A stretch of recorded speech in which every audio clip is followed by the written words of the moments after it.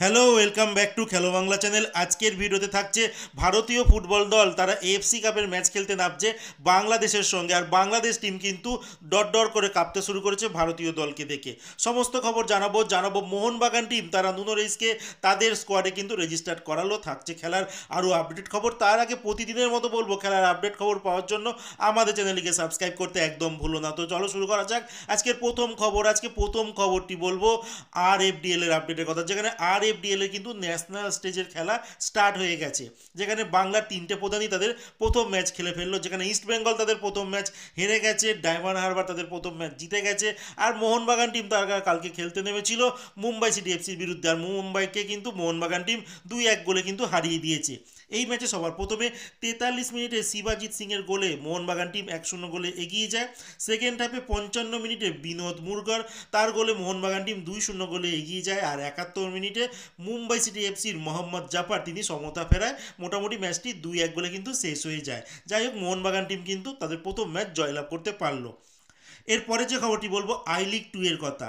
I-League 2তে খেলতে নেমেছিল বাংলার একটি ক্লাব, যেটা হচ্ছে ডায়মন্ড হারবার এফসি। আর এই ডায়মন্ড হারবার এফসি কিন্তু টাও এফসিকে 2-0 গোলে হারিয়ে দিয়েছে, যেখানে নরহরি শ্রেষ্ঠ একটি গোল করে আর সাইবর লং খারপান তিনি কিন্তু দ্বিতীয় গোলটি করেন।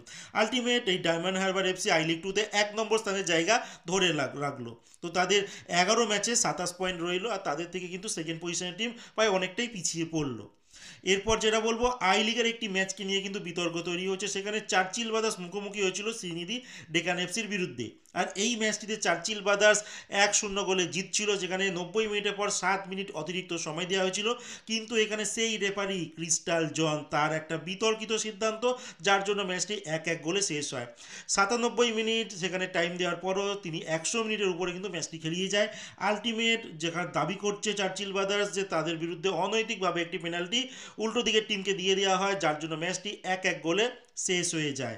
আর এই ড্রয়ের জন্য কিন্তু চার্চিল ব্রাদার্স চ্যাম্পিয়নশিপে ধরে অনেকটাই হয়তো কঠিন পথ কিন্তু পেরোতে হতে পারে, কারণ তাদের সঙ্গে কম্পিটিশান চলছে ইন্টার কাশির সঙ্গে। আর এই পয়েন্ট কিন্তু তাদের ভবিষ্যতে কিন্তু প্রবলেম করতে পারে, যার নিয়ে কিন্তু এই চার্চিল ব্রাদার্সের সমর্থক আর মালিক মানে কর্ণধার তিনিও কিন্তু বলেছেন যে ভারতীয় ফুটবল কিন্তু তলানিতে যাচ্ছে এই সমস্ত রেফারিদের জন্য। কারণ আমরা বারবার দেখেছি কিছু টিমকে কিন্তু বারবার কিছু রেফারি সুযোগ পাইয়ে দেয়, সেটা চার্চিল ব্রাদার্সকেও করা হলো। তারা জেতা ম্যাচ তাদেরকে 1-1 ড্র করিয়ে দিয়ে অন্য কোনো টিমকে হয়তো সুবিধা দিলেও দিতে পারে। তো হয়তো পরবর্তী সময় এগুলো পর্দাফাশ কিছু হবে যে কোনো ফিক্সিং আছে কিনা।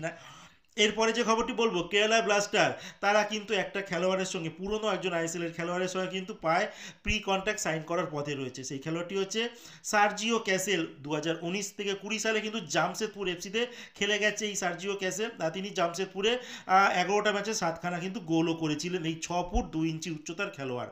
লাস্ট তিনি খেলেছেন একটি ক্লাবে, সেখানে তিনি যা রেকর্ড দেখা যাচ্ছে 13খানা ম্যাচ খেলে মাত্র একটা গোল করেছেন। তো রেকর্ডটা কিন্তু খুবই খারাপ। এবার দেখার বিষয় এই খেলোয়াড়টিকে কেন সই করাচ্ছে কেরালা ব্লাস্টার টিম, কিছু হয়তো প্ল্যানিং আছে। বাট আমি বলবো রেকর্ডটা কিন্তু খুবই খারাপ। 13টা ম্যাচ খেলার পর একটা খেলোয়াড় একখানা গোল করেছে, সেটা তো প্রশ্নচিহ্ন থাকবে। বাট ইন্ডিয়ান সার্কিটে এসে দেখা যাক কেমন কিছু করতে পারে কিনা। কেন এর আগে জামশেদপুরে যখন তিনি খেলে গেছেন, এই 30 বছর বয়সী খেলোয়াড় 11 ম্যাচে 7টা গোল করেছে, খারাপ নয়। এরপরে যে খবরটি বলবো সেটা হচ্ছে ইন্ডিয়া ভার্সেস বাংলাদেশের কিন্তু আজকে ম্যাচ রয়েছে এএফসি এশিয়ান কাপ কোয়ালিফায়ারে। শিলংয়ে খেলাটি হবে। আর এই ম্যাচটির আগে কিন্তু বাংলাদেশ টিম কিন্তু ভারতকে রেখে থরথর করে মানে কাঁপতে শুরু করেছে। তাদের একটাই বক্তব্য যে ভারতীয় দল তাদের নাকি মার দিচ্ছে না, অজুহাত রেডি করে রেখেছে। কারণ ভারতীয় ফুটবল দল কিন্তু বাংলাদেশ থেকে কিন্তু অনেকটাই র্যাঙ্কিংয়ে এগিয়ে, ধারে বারে অনেকটাই এগিয়ে। আর বাংলাদেশ কবে ভারতকে হারিয়েছিল ফুটবলে কারোর হয়তো মনে নেই।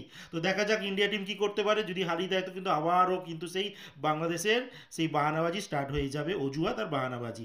এই ম্যাচটি তোমরা সন্ধ্যে 7টা থেকে স্টার স্পোর্টস 3 চ্যানেলে আর জিও হটস্টারে কিন্তু ম্যাচটি তোমরা দেখতে পারবে। এরপরে যেটা বলবো সেটা হচ্ছে নুনো রেইসকে নিয়ে। নুনো রেইসকে কিন্তু এবার মোহনবাগান টিম তাদের স্কোয়াডে রেজিস্টার্ড করালো, কিন্তু ISL এর জন্য নয়, সুপার কাপের জন্য। এই 34 বছর বয়সী ডিফেন্সের খেলোয়াড় নুনো রেইসকে কিন্তু রেজিস্টার্ড করালো। লাস্ট ইয়ার এই খেলোয়াড়টি মেলবোর্ন সিটি থেকে ঢাকঢোল পিটিয়ে আনা হয়েছিল। তারপরে কিন্তু এই খেলোয়াড়টিকে পুরো বসিয়ে রাখা রয়েছে, প্রায় 1 বছরের কাছাকাছি বসে রয়েছে তিনি, একটাও ম্যাচ খেলেননি। আলটিমেট সুপার কাপে তাকে রেজিস্টার করিয়েছে মোহনবাগান সুপার জায়েন্ট টিম। এবার দেখার বিষয় মোহনবাগানের যেই সুপার কাপে ডিফেন্সে কারা কারা খেলে। যদি এই খেলোয়াড়টি খেলে তাহলে কিন্তু 3জন ডিফেন্সের খেলোয়াড় একসঙ্গে খেলার মানে একটা জায়গায় চলে আসবে। আজকের মতো খেলার খবর এতটুকুই। ভালো থেকো, সুস্থ থেকো, দেখা হচ্ছে একটা নতুন ভিডিওতে।